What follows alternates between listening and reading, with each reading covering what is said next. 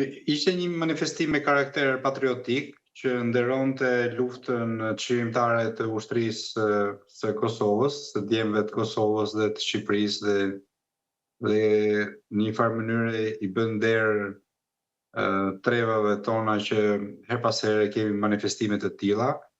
Është bërë më parë në Hag, në Prishtinë.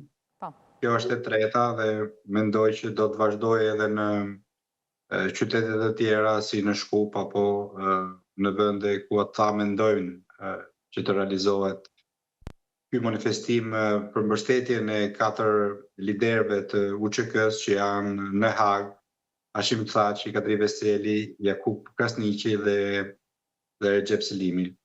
Pra, manifestimi ishte i bukur, ishte pjesëmarrje të mirë dhe flamuri kombëtar dhe simbolet e UÇK-s dhe shqiptarisë e bën atmosferën shumë interesante dhe kjo gëzoi shumë njerëz në Tiranë ditën e djeshme.